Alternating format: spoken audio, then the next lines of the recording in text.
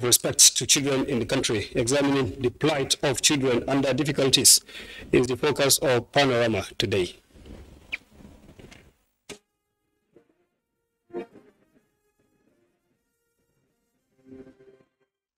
You can follow this news broadcast live on our website, nta.ng/live, and on YouTube channel, NTA News Online. You can also visit our Facebook page, NTA Network News, Twitter at NTA News Now, and Instagram, NTA Network for updates. My name is Suleiman Rigachkun. President Muhammadu Buhari is in Malabo, Equatorial Guinea, ahead of the African Union extraordinary session of the Assembly of Heads of States and Government on Security. State House correspondent Adamu Sambo reports that the summit is expected to last 3 days.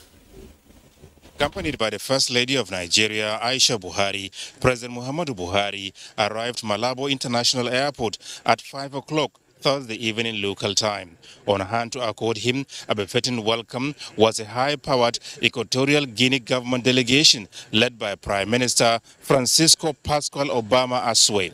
Also at the airport were Nigeria's ambassador to that country, Ministers of Foreign Affairs and Defense, the National Security Advisor, Director General, National Intelligence Agency, Chairman, Nigerians in Diaspora Commission, and other senior government officials.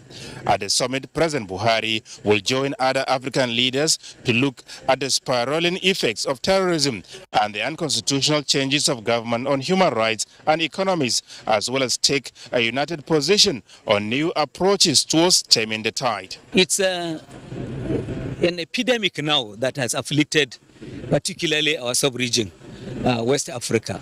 Again, under the strong leadership of President Muhammadu Buhari and his colleagues in the sub-region, were able to strongly condemn those unconstitutional changes, insist on return of democracy, in some cases imposed very harsh sanctions on errant regimes.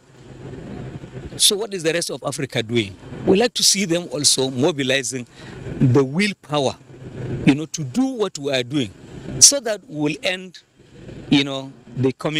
the return of coups on the continent. We're looking at the situation of insecurity, terrorism, and cross-border, crimes. We have a model in our own sub-region. We have set up the multinational joint task force, engaging 5-6 of our countries, dealing with the situation.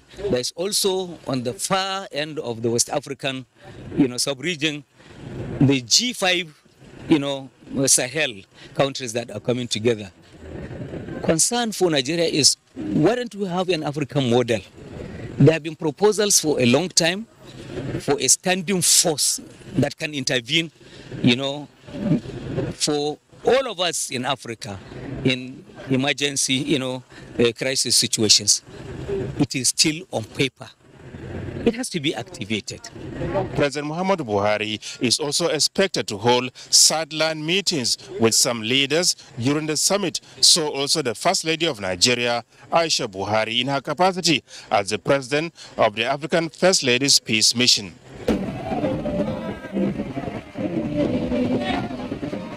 From Malabo, Equatorial Guinea, Adamu Sambo, NTA News. Court has reversed judgment in the suit filed by President Muhammadu Buhari and the Attorney General of the Federation and Minister of Justice to devoid the provision of Section 84, subsection 12 of Electoral Act. Dele Atumbi reports that the National Assembly, Rivers State Government, and the Nigerian Bar Association are joined as defendants in the suit. In this substantive matter, the 7-man panel of justices led by Justice Muhammad Musa Datijo sorted out all the applications on parties to the suit. The first was that of the application for joinder as a party in the suit by the All Progressive Grand Alliance, an application that was withdrawn and struck out by the Apex Court. The second application was that of the Nigerian Bar Association, which originally wanted to be joined as a party, but ended up being granted the space of an amicus curiae, being the friend of the court in the matter. In its adumbration, counsel to the plaintiffs Lateef Fagbemi SAN urged the court to grant the prayers of the plaintiffs by declaring the section unconstitutional. Lateef Fagbemi SAN argued that by Section 84, subsection 3 of the Electoral Act 2022, the National Assembly affirmed that political parties should not give any qualification or disqualification that is inconsistent with the Constitution, pointing out that Section 84, subsection 12 disenfranchised political appointees from being delegates or being voted for at a political party convention. The first defendant, which is the National Assembly, through its counsel Kayode Ajulo, the Rivers State Government and the Rivers State House of Assembly, through their counsel Emmanuel Ukala SAN, raised preliminary objections to the suit being brought before the Supreme Court as the court of first instance. Both counsel urged the court to strike out the matter as an abuse of court process. Counsel to the Nigerian Bar Association, Jasmine Kuye SAN, as an amicus curiae in his submission, told the court that Section 84, subsection 12 is not in conflict with the Constitution. He argued that the section in question has come to cure a mischief which the Constitution did not envisage.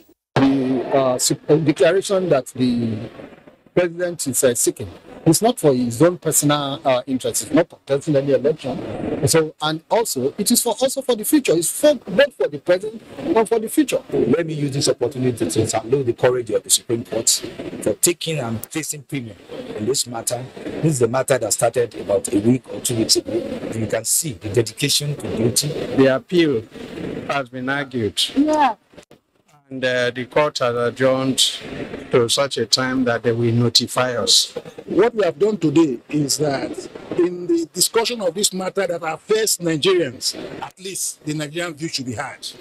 After the deliberation of all the counsel or parties in the matter, the court reserved judgment on the suit in Abuja.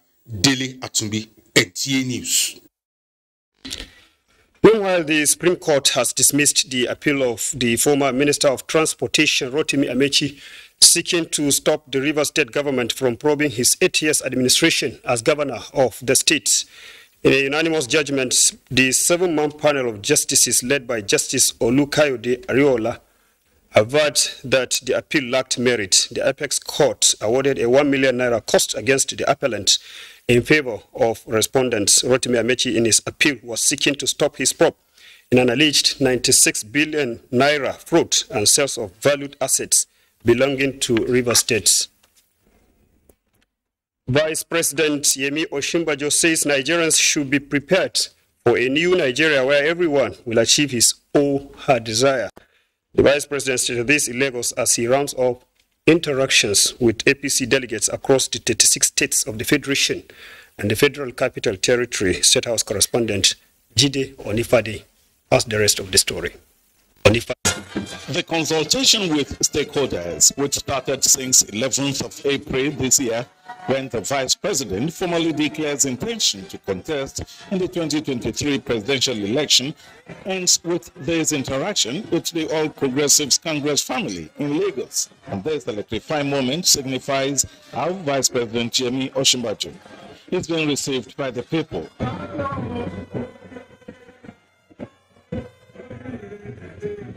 The elated Vice President says his coming is not to seek for votes, as he is sure of their support in the coming APC national primary election, but to celebrate with them ahead the beginning of a new life for all the people of the country and the party.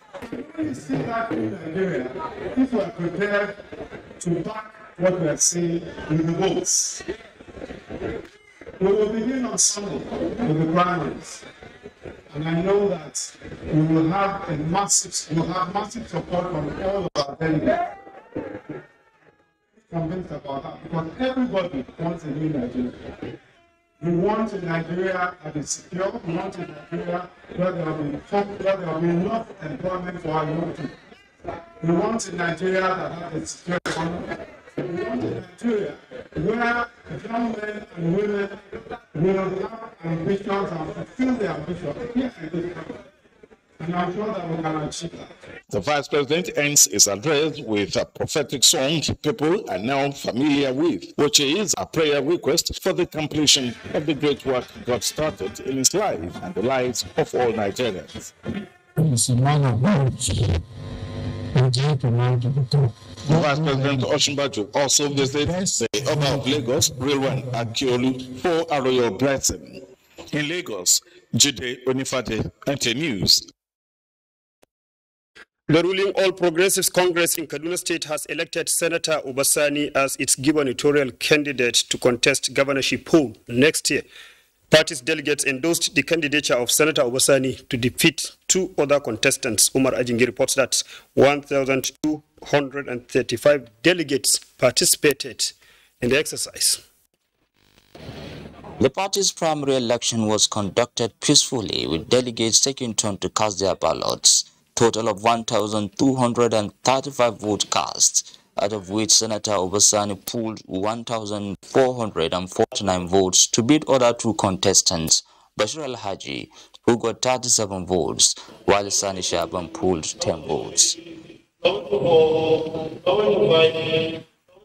Distinguished Senator Obasani, having secured the highest number of votes cast in this Kaduna APC gubernatorial election and having met the requirement as contained in the guidelines for this primary election, is hereby declared winner. Reacting to his victory, Senator Obasani appealed to APC members in Kaduna State to close ranks and ensure victory in the general elections.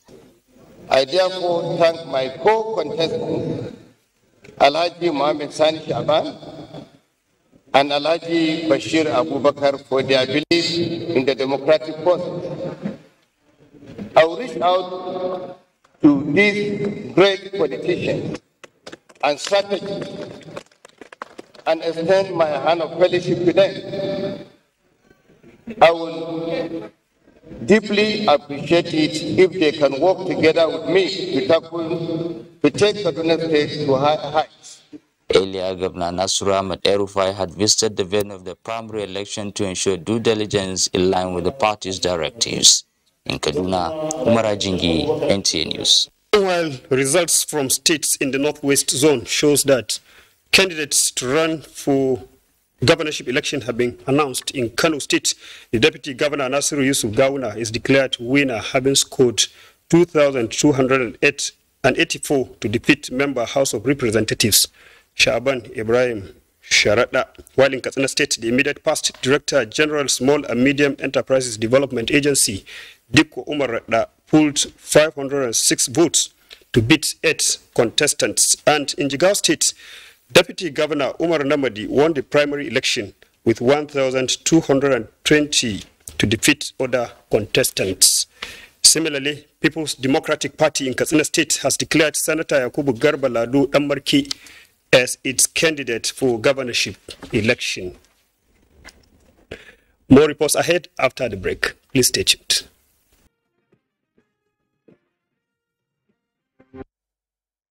On the occasion of this year's Children's Day, pledging that his administration will continue to work hard to ensure that every child has access to education which prepares them for a bright future. In a statement, President Muhammadu Buhari recognizes the place of education in the development of every country and is committed to seeing a further significant reduction in the number of out-of-school children. The President acknowledges that while education of the Nigerian child will remain on the front burner of his government, other issues, healthcare, protection from harm, drugs, cultism, child trafficking and abuse, domestic violence, are equally receiving needed attention from the government. President Muhammadu Buhari believes that Nigerian children deserve the best and a safe country where they can grow, make friends, interact, and travel freely, and emerge as successful leaders in different fields of endeavor. With investment in infrastructure, youth development, education, information and communication technology, digital economy, culture, arts, and entertainment in the last 7 years, the President believed that the country is laying a solid foundation for a better quality of life for future generations in the country. Nigerian children are in high spirits, marking this year's celebration that is unique in many ways. Over to Elizabeth Omoroi to tell us how the day is being marked in Abuja. This so much. The ambience here is awesome. So much activities happening here live at the parade ground. If we consider the theme of this year's celebration, strengthening support system for the Nigerian child, a call for all. Taking a cue from SDG Go 1, 2, 3, 4, 5, 16 and target 5. So much for governments across the globe to do to ensure that children have a good life, that children grow up to become responsible adults, fitted in policies. But because it's their day, we allow them to do the talking and they'll be telling us about their expectations. And I have 2 young stars here who will be talking to us. Faisal, so tell me, what are your expectations as a child? Okay, my expectations for my parents are to encourage children, let them go to school, send them to school, and make sure they do their possible best to see that we always read our books, study hard, so that we can achieve our goals in the future.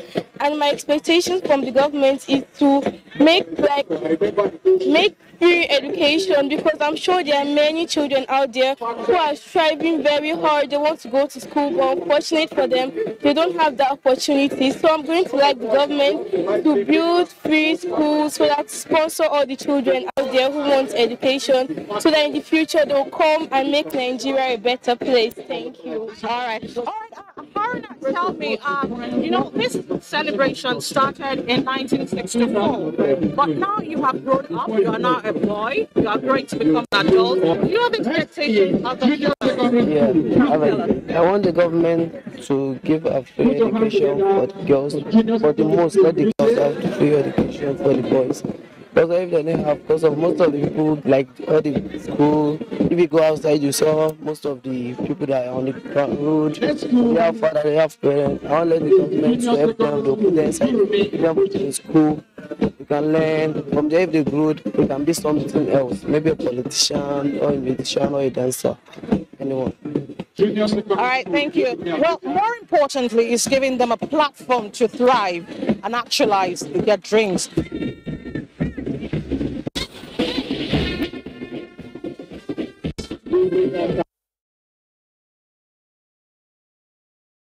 Thank you very much, Elizabeth, there in Abuja, and congratulations to the Nigerian children. Some children considered underage are growing up in uncertain environment, with most of them subjected to hardship and lack access to decent life.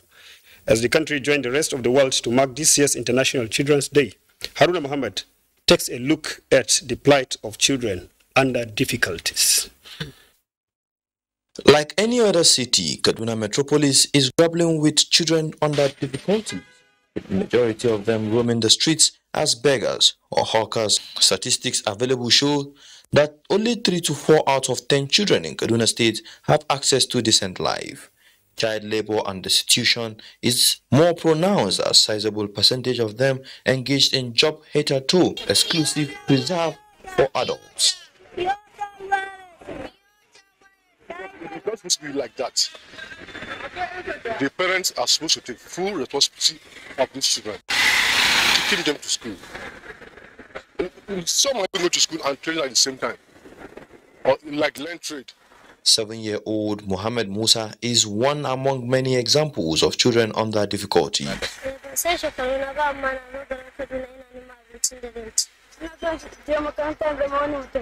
Parental neglect have been a major factor in child proper upbringing. A good father or mother, you would like the best for your child, and you would like that child to take over a good reputation from where you stop. You would like to be more than you as it is. So it's a duty of parents to take care of their children as it is. So it's very bad as it is, leaving children struggle on their own. Among these ones, there could be presidents. Among them, there could be other senators. Among them, there could be ambassadors to somewhere. You never can tell. But until you put them to school, some of these talents that we think we don't have, some of them may have it. They could be very, very useful. The future, no doubt, belongs to the children of today, and what we'll do to shape this future will often determine the often later. In Kaduna, I am Haruna Mohammed, NTA News. And with us to discuss on Children's Day in the studio is the President, Jam'iyyar Matan Arewa, Hajiya Rabi Musa Saulawa. You are most welcome to the studios of NTA Network Center. Thank you for having me. Yes. Do you think children under difficulties are part of the ongoing International Day celebration? Well, it is very, very evident that these children don't even know what is going on right now because of the difficulties that they are in, as we have seen. And really, we have left these children behind. I don't think we, the parents, even the government, is aware of what really these children are going through. Because we are in a comfortable zone. We don't really see these things as our problem. So these children, of course, don't even know that today is the International Children's Day. They don't feel it. So I don't think they are involved in this day today. But parenting is key in moral upbringing. But today we are witnessing total neglect. What do you think is responsible? Well, I believe, those of us, my age group, we are what we are today because of the upbringing of our parents. Like myself, both my parents are not alive, but whenever I want to do something, I remember that I have a name to protect. My father's name, my mother's name. You always remember your background. Exactly. Right. So we, the parents of today, have really let our children down by not being good parents. Right. So education is also key in ensuring a decent life. How do you think these children can benefit from various educational policies and programs of government? Exactly. You see, as I keep on saying, my age group, we've had good education and it was free. From primary to university, it was free.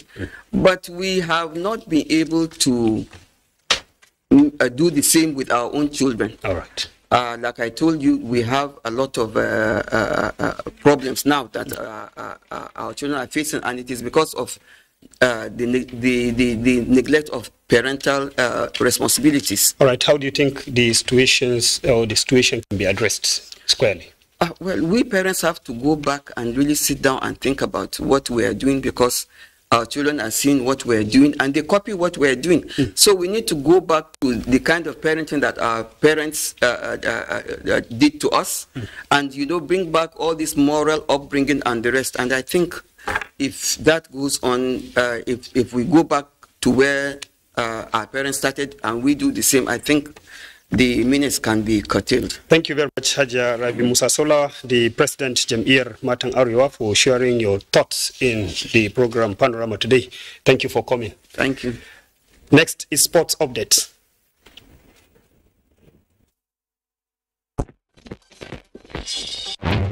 Newly appointed Super Eagles head coach Jose Pacero has arrived at the team's camp in Dallas, Texas, ahead of the international friendlies against Mexico and Ecuador. The coach came in with 3 assistants. The Eagles will face their counterpart from Mexico on Saturday and will trade tackles with Ecuador 4 days later.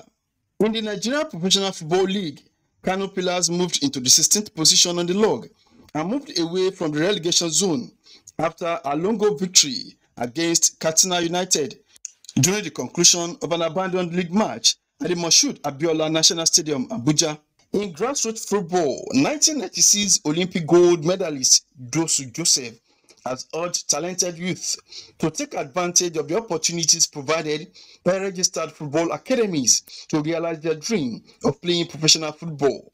He also expressed hope that the national football teams will regain relevance in continental and world ranking. Anytime you see the U17 or youth under 20, you see them inviting players from academy. In another development, the National Institute for Sport Lagos continues its reformatory agenda at returning the citadel of sport education towards standard under its new management led by Professor Olawale Morunkola, with emphasis on improving both human and physical resources targeted at producing seasoned coaches and sports administrators. I'm also looking at ND and HND in sport journalism, sport marketing, to meet the current trends. The Institute reaffirmed its commitment to fix the facility. With sports updates, Olumide Gutola, NT News.